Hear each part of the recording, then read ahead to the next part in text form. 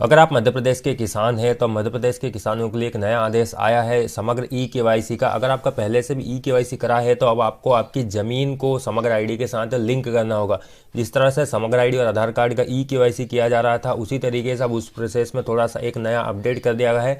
आप समग्र आईडी आधार कार्ड के साथ अपनी ज़मीन को भी इसमें लिंक करना होगा, क्योंकि आने वाले समय में किसान कल्याण योजना का जो कि मध्य प्रदेश में चल रही है, इस योजना का लाभ लेने के लिए हो सकता है आपका समग्र ई-केवाईसी होना जरूरी है ज़मीन के साथ, तो ही आप इसमें लाभ ले पाएंगे। साथ ही आने वाले समय में जो फसल पंजीयन होने हैं उसके लिए भी आपका समग्र ई-केवाईसी आधार कार्ड के साथ और भूमि के साथ होना जरूरी है, तो ही आपका फसल का पंजीयन किया जाएगा। एक आदेश भी आया हुआ है जो कि काफ़ी पहले आ गया था, यानी 10 जनवरी 2024 को यह आदेश आया था। इसमें सभी कलेक्टर के लिए दिया गया है जो राजस्व विभाग से संबंधित है, जिसमें लिखा है राजस्व महाअभियान 15 जनवरी से 29 फरवरी 24 के संबंध में। इसमें राजस्व रिकॉर्ड को सुधार करने और उसमें जो पेंडिंग रिकॉर्ड है उसको कंप्लीट करने के लिए बताया गया है। साथ में ये भी बताया गया है समग्र ई-केवाईसी तथा समग्र से खसरे की लिंक, यानी समग्र का ई-केवाईसी होना चाहिए और समग्र को अपने जितनी भी किसानों की भूमि है उस भूमि के साथ उसे लिंक करना होगा।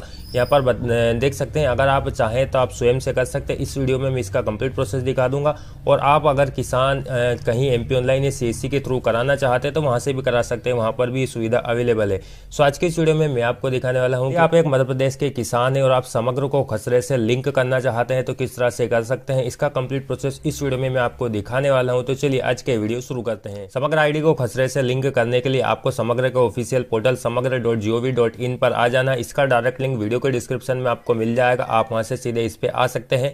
यह महत्वपूर्ण जानकारी दी गई है, आप इसे पढ़ना चाहते हैं तो पढ़ सकते हैं, अदरवाइज आपको इसे यहां से क्लोज कर देना है।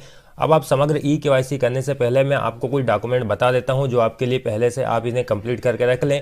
जैसा कि समग्र आईडी को खसरे से लिंक करना है, इसलिए आपके पास सबसे पहले आपकी समग्र आईडी मौजूद होना चाहिए। समग्र आईडी के साथ आपका आधार कार्ड भी आपके पास अभी मौजूद होना चाहिए। अगर आपके आधार कार्ड में मोबाइल नंबर लिंक है तो आप OTP के थ्रू कर सकते हैं, या फिर अगर आपके पास मोबाइल नंबर लिंक नहीं है आपके आधार कार्ड के साथ तो आप बायोमेट्रिक के थ्रू भी अपना ई-केवाईसी करा पाएंगे। साथ में आपकी ज़मीन की जो पावती है वो मौजूद होना चाहिए, या फिर खसरा नंबर अगर आपको याद है तो आप उससे भी कर सकते हैं, या फिर आपकी जो खसरा खतौंदे की फोटोकॉपी वगैरह है तो आप उससे भी कर पाएंगे। साथ में अगर आपके आधार कार्ड में जन्मतिथि वेरीफाई नहीं है तो आपके पास पैन कार्ड, वोटर कार्ड या फिर पासपोर्ट या जन्म प्रमाण पत्र, किसी एक डॉक्यूमेंट जिसमें आपकी जन्मतिथि सही लिखी हो, जो आधार कार्ड में लिखी हुई, वो आपके पास होना जरूरी है, तब आप इसमें ई-केवाईसी करा पाएंगे। तो ये दस्तावेज है जो आपके पास होना जरूरी है, तो ही आप इसमें केवाईसी कर पाएंगे। अब केवाईसी करने के लिए आप समग्र पोर्टल पर आएंगे, यहाँ पर आपको ई-केवाईसी करने का एक विकल्प दिखाई दे रहा है। आप चाहें तो यहाँ से ई-केवाईसी कर सकते हैं, या फिर आपको यहाँ पर भी एक विकल्प दिखाई दे रहा है ई-केवाईसी करें। आप इस पर क्लिक करके ई-केवाईसी की प्रक्रिया को आगे बढ़ा सकते हैं। यहाँ आएंगे, अब यहाँ पर आपको आपका समग्र आईडी जिन किसान का आप कर रहे हैं, यानी आप स्वयं का जो कर रहे हैं, आपकी जो 9 अंकों की सदस्य आईडी है वो आपको यहाँ पर डाल देना होगा। इसके बाद में ये जो कैप्चा कोड यहाँ पर दिखाई दे रहा है, ये कैप्चा हर बार अलग अलग आता है। ये कैप्चा कोड आपको इस बॉक्स में फिल करना है। कैप्चा समझ में नहीं आता है तो आप रिफ्रेश भी कर सकते हैं। खोजे का बटन दिखाई दे रहा है, इस पर आपको क्लिक करना है। अगर आपका केवाईसी पहले से करा हुआ होता है, यानी आपका समग्र ई-केवाईसी पहले से करा हुआ है, तो आपको इस तरह का एक मैसेज आएगा। लेकिन आपको केवाईसी यानी आपकी ज़मीन उस समय लिंक नहीं की गई थी, अब आपको आपकी ज़मीन भी समग्र आईडी के साथ लिंक करना होगा, तो आपको यहाँ पर हाँ वाला बटन दिखाई दे रहा है, इस पर करना है। यानी आप दोबारा से अपना समग्र ई-केवाईसी करना चाहते हैं, इसके बारे में लिखा हुआ है, तो आपको हाँ पर क्लिक करना है। अगर आप फर्स्ट टाइम इस पर आएंगे तो आपके सामने सिर्फ यही पेज खुलकर आएगा। आप स्क्रॉल करके नीचे आना है। अगर आप पहली बार इसमें आएंगे तो आपको यहाँ पर एक पॉपअप मैसेज आएगा जिसमें लिखा रहेगा कि आपकी समग्र आईडी के साथ मोबाइल नंबर लिंक नहीं है, मोबाइल नंबर लिंक करें। और आपका पहले से अगर मोबाइल नंबर लिंक है तो आपको यहाँ पर दिखाई देगा। अब जो भी मोबाइल नंबर आप लिंक करना चाहते हैं वो यहाँ डालेंगे। अगर ये वाला मोबाइल नंबर आपका बंद हो गया है जो पहले से लिंक था, इसे भी अगर आप अपडेट करना चाहते हैं तो मोबाइल नंबर अपडेट करे पर क्लिक करेंगे और नया मोबाइल नंबर जो भी आप डालना चाहते हैं मोबाइल नंबर यहाँ डालेंगे, और उसके बाद में OTP भेजे पर क्लिक करेंगे। अब आपने जो मोबाइल नंबर भेजा होगा उस पर एक 6 अंकों का OTP सेंड किया जाएगा।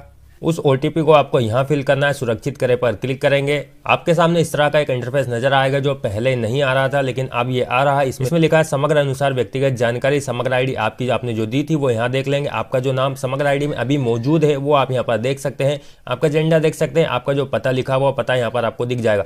अब यहाँ पर लिखा है कि आपके पास मध्य प्रदेश में भूमि है तो आपको हाँ करना है। अगर आप किसान है और आपके पास भूमि है तो आपको हाँ करना है। अगर आप किसान नहीं और भूमि नहीं है तो आप सिंपली नहीं करके इसमें आगे बढ़ेंगे। लेकिन फिलहाल अभी हमारे पास भूमि है तो अभी हम यहाँ पर क्लिक कर देते हैं। इसके बाद में आपकी भूमि सिलेक्ट करने के विकल्प आपके सामने आ जाएगी। आपकी भूमि किस जिले में है, यानी कहाँ पर है, कौन सा जिला आपका लगता है उस ज़िले का नाम आपको यहाँ पर देना होगा। जैसे देवास ज़िले में है तो हम देवास यहाँ सिलेक्ट कर लेते हैं। इसके बाद में किस तहसील में है, जो आपकी तहसील लगती है तहसील यहाँ सेलेक्ट करेंगे। गांव, किस गांव में आपकी भूमि है वो भूमि की जानकारी आप यहाँ देंगे। जिस गांव में भी आपकी भूमि है वो गांव आप यहाँ सेलेक्ट करेंगे। इसके बाद में आपकी जो पावती, आप अपनी पावती में आपका खसरा नंबर देख लेंगे, या फिर आपको खसरा नंबर याद है तो आप यहाँ से बहुत सारे खसरे आ गए हैं। इस गाँव में जितने भी खसरे मौजूद होंगे वो सारे खसरे यहाँ पर आ गए हैं, आपको इन्हें सिलेक्ट कर लेना। इस तरह से यह सिलेक्ट हो जाएगा। इसके बाद में खोजे का एक बटन आपको दिखाई दे रहा, आप इस पर क्लिक करेंगे तो इस खसरे की पूरी जानकारी खुलकर आ जाएगी। इस तरह से देखिए यहाँ पर किसान का नाम आ जाएगा, यहाँ पर पिता पति का नाम दिया होगा तो वो आ जाएगा, किस गांव में जमीन है वो यहाँ पर जानकारी आ जाएगी। इस पर आपको ये जो चेक बॉक्स दिखाई दे रहा है इस पर आपको टिक लगाना है। आपके सामने इनकी पूरी जमीन खुलकर आ जाएगी, यहाँ पर नाम पता यहाँ पर सब लिखा हुआ है। इसके बाद में अगर इस जमीन में एक ही खसरा है तो एक खसरा आएगा, 2 खसरे हैं, 3 खसरे हैं, जितने भी खसरे होंगे इस गांव में एक ही पावती में वो सारे यहाँ पर आ जाएंगे।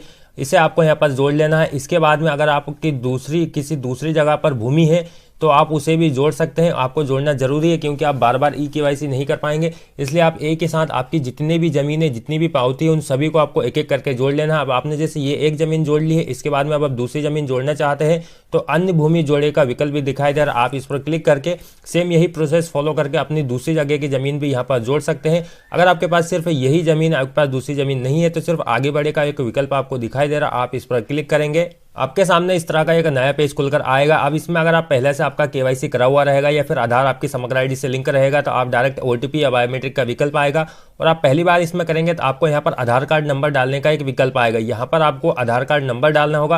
आधार कार्ड नंबर डालकर आप ओटीपी से अगर करना चाहते हैं तो ओटीपी सिलेक्ट करेंगे, बायोमेट्रिक से करना चाहते हैं तो बायोमेट्रिक सिलेक्ट करेंगे, जिसके थ्रू भी आप करना चाहते हैं वो यहाँ पर आप सिलेक्ट करेंगे। इसके बाद में इसको टर्म को एक्सेप्ट कर देना है और आधार से ओटीपी का अनुरोध करें इस पर आपको क्लिक करना है। आपके आधार कार्ड के साथ जो भी मोबाइल नंबर लिंक होगा उसके लास्ट के 4 डिजिट आपको यहाँ पर दिखाई देंगे। इसी मोबाइल नंबर पर एक 6 अंकों का आधार ओटीपी सेंड किया गया है, उस ओटीपी को आपको नीचे डालना होगा। इसे यहाँ से क्लोज कर देते हैं। उस ओटीपी को आपको यहाँ डालना है, स्वीकार करें पर क्लिक करना है। किसान की सारी जानकारी खुलकर आ जाएगी। यहाँ पर समग्र आईडी, परिवार आईडी, नाम और जेंडर पहले से जो समग्र आईडी में मौजूद रहेगा वो यहाँ पर आपको देखने को मिल जाएगा। अगर गलत है तो गलत दिखेगा, सही है तो सही देखने को मिल जाएगा। समग्र के अनुसार किसान का डाटा यहाँ दिखेगा, जो समग्र आईडी में अभी मौजूद है उनका नाम यहाँ दिखेगा, उनका जेंडर यहाँ दिखेगा, जन्म तिथि यहाँ दिखेगी। आधार कार्ड के अनुसार उनका नाम यहाँ दिखेगा, अगर नाम गलत है तो वो रेड कलर में आएगा। इस तरह से अगर समग्र आईडी में का जो नाम है वो यहाँ दिखेगा, आधार वाला नाम आपको यहाँ दिखेगा। मिसमैच अगर होता है तो रेड कलर में आएगा, और अगर सही जानकारी है तो इस तरह से आपको कुछ भी रेड नहीं आएगा। जन्म तिथि, अगर आपके आधार कार्ड में आपने जब आधार कार्ड बनवाया था या फिर आपने अपडेट कराया था उस समय आपने जन्म तिथि से संबंधित कोई डॉक्यूमेंट दिया था, आपने वेरीफाइड जन्म तिथि लगाई थी तो आपको यहाँ पर जन्म तिथि ऑटोमेटिकली आ जाएगी। और अगर आपने किसी भी तरह का कोई डॉक्यूमेंट आधार कार्ड बनवाते समय नहीं दिया था तो आपको मैनुअली यहाँ पर जन्म तिथि टाइप करना होगी। जो भी आपकी जन्म तिथि ये वाली लिखी हुई है, यानी आपके आधार कार्ड में पहले से जो जन्म तिथि है वो वाली जन्म तिथि आपको यहाँ पर लिखनी होगी। समग्र आईडी वाली जन्म तिथि आपको यहाँ पर दिखेगी, जो गलत है या सही है जो भी है वो आपको यहाँ दिख जाएगी। लेकिन फिलहाल अभी आपके आधार कार्ड में जो जन्म तिथि आपकी मौजूद है वो आपको यहाँ पर लिखनी होगी।